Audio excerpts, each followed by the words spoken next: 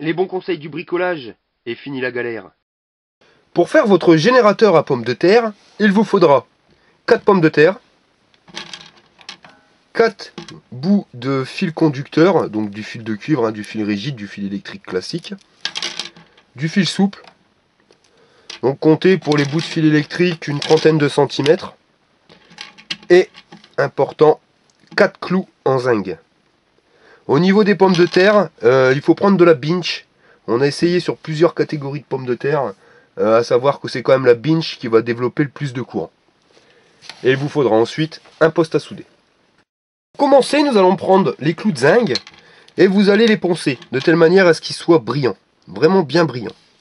Ensuite, avec une tenaille, vous allez venir dénuder le fil conducteur, donc sur les bouts de 30 cm que vous avez, vous allez dénuder un côté sur à peu près 7 cm. Voilà. Et vous allez dénuder de l'autre côté sur 3 cm. Et vous faites l'opération sur les autres fils. Lorsque les 4 conducteurs sont dénudés, vous allez prendre 3 des clous en zinc, donc un clou en zinc, vous allez en laisser un tranquille, un de côté. Vous allez prendre les 3 autres, et avec le côté le plus court que vous avez dénudé, donc pas celui de 7 cm mais celui de 3, vous allez venir entourer votre clou en zinc de cette manière. Vous voyez? Pour qu'il fasse vraiment contact avec le zinc. Ensuite, vous allez venir y déposer une pointe de soudure pour ne pas avoir de perte de courant. Prenez de l'étain et vous allez, sur votre clou, venir y déposer donc cette pointe de soudure. Le clou est soudé, vous allez faire l'opération sur les 2 autres clous. Lorsque les 3 clous sont soudés, nous allons pouvoir faire les tourbillons. Donc, vous allez démarrer avec un crayon papier du clou et vous allez venir faire le tour de votre crayon papier. On va faire comme un ressort, voyez? Voilà. Et vous retirez ceci. Ensuite, vous les étirez afin de créer une bobine. Voilà. Et vous faites l'opération sur les 3 clous que vous avez soudés. Nous allons préparer la dernière, donc le fil que vous n'avez pas soudé. Il va falloir faire les tourbillons, de même. Donc vous démarrez de l'endroit où vous avez dénudé, et vous tournez autour de votre crayon papier.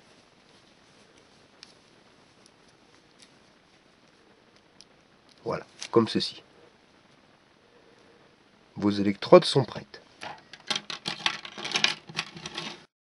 Le fil sur lequel vous n'avez soudé aucun clou en zinc, donc vous allez prendre le bord, celui qui a été le moins dénudé, et vous allez venir raccorder le plus. Donc vous prenez un fil blanc, un fil rouge et un fil noir, souple, et vous allez venir entourer, donc avec le plus, avec le rouge, le cuivre. Vous faites le tour, et ensuite vous allez venir souder directement le fil souple sur le fil rigide. Vous allez prendre le deuxième fil, donc le fil noir, et vous allez faire la même chose, mais sur le clou en zinc. Vous allez venir faire le tour du clou, puis vous allez le souder directement sur le clou. Donc pour fabriquer votre générateur à pommes de terre, il vous faudra les 4 pommes de terre. Donc il est impératif de prendre la variété Binch. Pourquoi la variété Binch? Je ne saurais pas trop répondre à cette question. À savoir qu'on a fait des tests sur ce qui était Charlotte, tout ce qui est pommes de terre. On a testé à peu près une quinzaine de pommes de terre. Et c'est vraiment sur la Binch où on a eu la meilleure tension. Donc à savoir, vous prenez vos pommes de terre. Et là, ce qu'on a appris, c'est que le champ magnétique jouait beaucoup. Alors, il est impératif de prendre des pommes de terre qui seront allongées et non pas des pommes de terre rondes. Pourquoi, allez-vous me dire?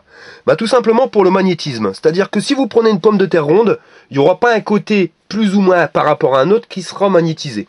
Là, vous prenez votre pomme de terre, vous voyez, sur la longueur, et il est impératif de les aligner donc côte à côte et de les diriger vers le nord. Donc là, la vidéo, chez nous, le nord est dans cette direction. Vous pouvez regarder, les pommes de terre pointent vers le nord. Ce qui va permettre, on va dire, d'avoir un gain au niveau électricité à peu près de 20%. Donc nous allons pouvoir passer à la polarisation de la pomme de terre. Donc vous prenez votre électrode, hein, donc, comme on l'a dit tout à l'heure, sur la partie cuivre, vous allez avoir le développement du plus, et sur la partie moins sera développé par le zinc. Vous allez prendre une de vos pommes de terre, et vous allez venir la planter avec l'électrode en cuivre. Donc on va vous faire un schéma, oui, visuellement. Quand vous allez mettre l'électrode en cuivre de ce sens-là, il est impératif d'avoir l'électrode en zinc qui va passer à côté, vous voyez, qui vont se croiser, ils vont être comme ça, mais sans jamais se toucher, à peu près 1 cm d'intervalle. Vous voyez, pour que ça crée un peu comme une croix. Donc vous prenez une pomme de terre et vous faites ce système de croix. Nous allons passer à côté avec l'autre électrode, donc comptez à peu près 4 cm. Voilà. Votre première pomme de terre est positionnée. Vous faites le même avec la deuxième patate. Donc nous allons mettre les pommes de terre en série. Il est impératif de mettre 4 pommes de terre en série pour avoir à peu près 12 volts. Vous reprenez une électrode que vous allez mettre là. Par contre, il va falloir le mettre dans cette position pour pouvoir créer une divergence au niveau des électrons qui vous permettra justement d'avoir de la puissance, on va dire, au moins pendant une semaine. À savoir que ce système-là fonctionne tant que la pomme de terre est humide.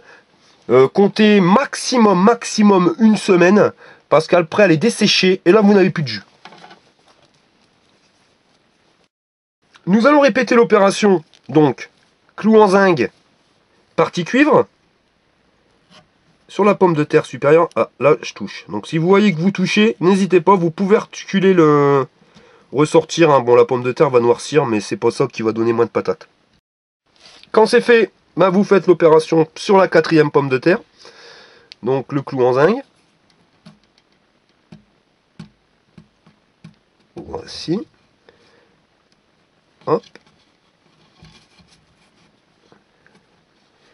Et vous allez venir, donc, avec celui qu'on a soudé en dernier sur le fil souple, venir raccorder le clou en zinc, enfin le fil de cuivre en face du clou en zinc, toujours pareil, hein, toujours à 1 cm. Là. Et celui-ci, par contre, ça c'est pareil, c'est des tests qu'on a effectués, vous avez beaucoup plus de courant quand il est en l'air. Quand vous avez créé une bobine avec par contre 6 torsions sur votre crayon papier, vous le dirigez en l'air. Non pas vers le nord, mais en l'air. Ensuite, vous allez venir raccorder la dernière électrode, donc qui sera l'électrode en zinc, directement à la pomme de terre du bas.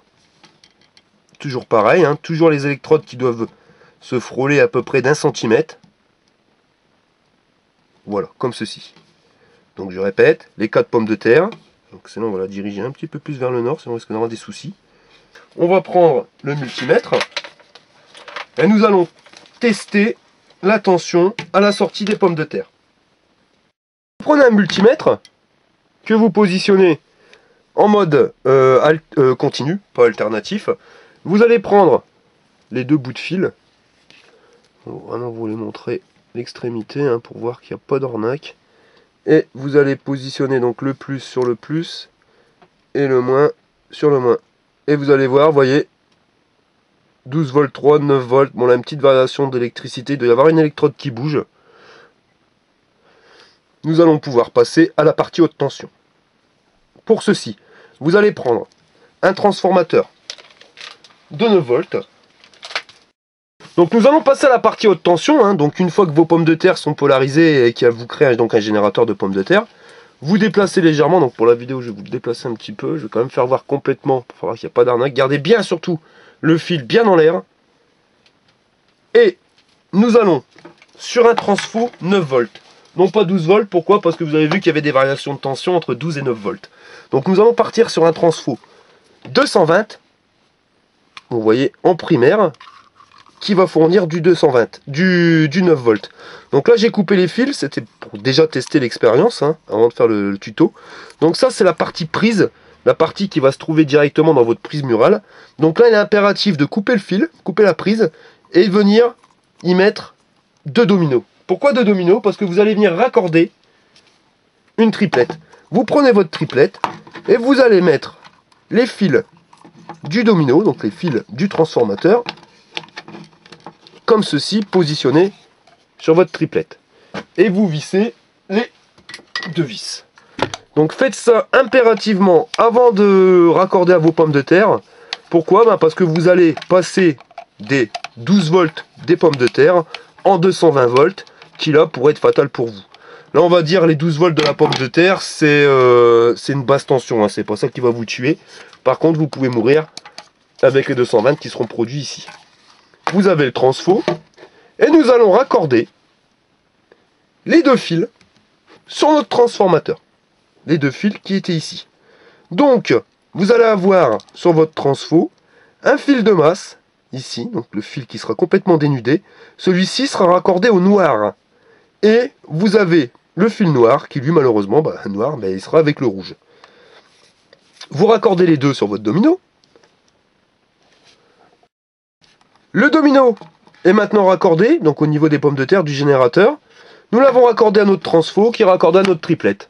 Et bien maintenant, messieurs, dames, à l'intérieur de notre triplette, vous pouvez fournir du 220. Donc sachez quand même qu'avec 4 pommes de terre, comptez pas avoir plus de 600-700 watts maximum. Et je le répète, ne branchez surtout pas d'appareil électronique, style ordinateur ou style télévision sur ces prises. Pourquoi? Parce que la pomme de terre, elle va avoir de la patate au début. Au début, vous avez beaucoup de courant. Au bout de 2-3 jours, ça va commencer à s'écrouler. Et là, on va dire qu'au bornes vous n'aurez plus de 220. Là, aujourd'hui, nous allons avoir du 230-240. D'ici 3 jours, vous allez avoir du 220. Et d'ici une semaine, vous avez 190 volts. Si vous mettez ça sur de l'électronique n'apprécie pas les variations de tension. Et vous risquez fortement d'endommager vos appareillages. Par contre, tout ce qui va être appareil, on va dire éclairage, ce qui va être appareil de chauffage en dessous de 600 watts, vous pourrez parfaitement le faire fonctionner avec ce système-là. Je vous laisse imaginer, messieurs, dames, le nombre d'économies que vous allez faire auprès de votre facture d'électricité. Donc, je répète, nous avons le générateur à pommes de terre avec 4 patates mis en série. Vous voyez, magnétisé vers le nord. Le fil ici qui impérativement doit être vers le haut. Raccordé au primaire d'un transfo. Un transfo 9 volts, classique, à une prise de 220. Donc je vais vous faire une prise large. J'ai remarqué qu'il y a quelques commentaires sur internet qui disent que il y a des trucages. Et je vais vous prouver par A plus B. Donc vous voyez, on va pouvoir vous brancher une ampoule de 70 watts, messieurs, dames. 70 watts l'ampoule, vous voyez bien, comme ceci. Et nous allons maintenant même passer à un phare de 500 watts. Donc vous avez l'ampoule et le phare qui va être raccordé directement sur notre prise. Donc 500 watts plus 70 watts de l'ampoule, on a un 570 watts, c'est vraiment le maximum. Voilà. Regardez, messieurs, dames.